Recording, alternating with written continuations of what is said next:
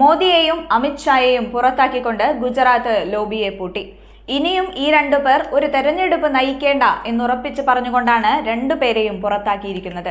ലോക്സഭാ തെരഞ്ഞെടുപ്പിലെ പരാജയത്തിന് പിന്നാലെ ജമ്മു കാശ്മീർ, UP നിയമസഭാ തെരഞ്ഞെടുപ്പുകൾക്ക് ചുക്കാൻ പിടിക്കുന്ന സമിതികളിൽ നിന്ന് മോദിയെയും അമിത്ഷായെയും BJPയും RSSും ഒഴിവാക്കിയത്. ഒരു പതിറ്റാണ്ടായി പാർട്ടിയുടെ എല്ലാ സംസ്ഥാനത്തെയും കാര്യങ്ങൾ നിയന്ത്രിക്കുന്നത് ഇരുവരുമായിരുന്നു.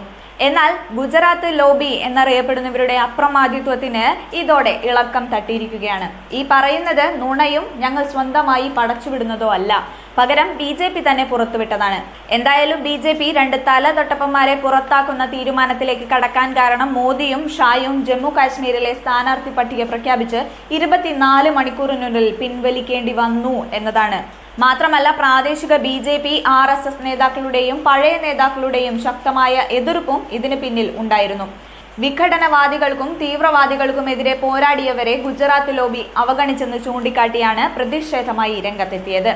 അവസരവാദികൾക്കാണ് പ്രാധാന്യം നൽകിയതെന്നും അവർ പലപ്പോഴും BJPക്ക് എതിരായിരുന്നെന്നും ഇവർ ആരോപിച്ചു. ഉത്തർപ്രദേശിലെ നിയമസഭാ ഉപതെരഞ്ഞെടുപ്പ് പ്രചാരണത്തിന് മോദിയെ മുൻനിർത്തി പ്രചാരണം നടത്തേണ്ടെന്നും മുഖ്യമന്ത്രി ആദിത്യനാഥിന്റെ വസതിയിൽ ചേർന്ന BJP RSS യോഗം തീരുമാനിച്ചു. ലോക്സഭാ തെരഞ്ഞെടുപ്പിൽ മോദി പ്രചരണം നടത്തിയത് തിരിച്ചടിയായതാണ് മറ്റൊരു കാരണം. അയോധ്യ ഉൾപ്പെടുന്ന ഫൈസാബാദ് മണ്ഡലത്തിൽ പോലും താമര വിരിയിക്കാനായില്ല. അതുകൊണ്ട് മോദിയുടെ തന്ത്രവും സ്ഥാനാർത്ഥി നിർണയവും വേണ്ടെന്നാണ് RSS കടുത്ത തീരുമാനമെടുത്തത്. ഇക്കാര്യങ്ങളെല്ലാം ഇത്തവണ ആദിത്യനാഥിന്റെ ചുമതലയിലാണ്. കൂടാതെ ഇരുവരെയും പുറത്താക്കിക്കൊണ്ട് BJPയും RSSും സർക്കാരുമായി ഒരുമിച്ച് സഹകരിച്ച് മുന്നോട്ട് പോകാനും തീരുമാനിച്ചു. 10 നിയമസഭാ മണ്ഡലങ്ങളിലാണ് UPയിൽ ഉപതെരഞ്ഞെടുപ്പ് കളമൊരുങ്ങുന്നത്. ദേശീയ രാഷ്ട്രീയത്തിൽ അമിത്ഷായുടെ പ്രാധാന്യം അപ്രത്യക്ഷമായി കൊണ്ടിരിക്കുന്നതാണ് രാഷ്ട്രീയ നിരീക്ഷകർ വിലയിരുത്തുന്നുമുണ്ട്. എന്നാൽ അതേസമയം അട്ടിമറിയിലൂടെ കർണാടക, ജാർഖണ്ഡ് സർക്കാരുകളെ താഴെ ഇറക്കാനോ വനിതാ ഡോക്ടറുടെ ബലാത്സംഗ കൊലപാതകത്തെ തുടർന്നുണ്ടായ രാഷ്ട്രീയ സാഹചര്യം മുതലെടുത്ത് ബംഗാളിൽ ഓപ്പറേഷൻ താമര നടത്താനോ പദ്ധതിയിട്ടിട്ടുണ്ടെങ്കിലും ഫലവത്തായില്ല.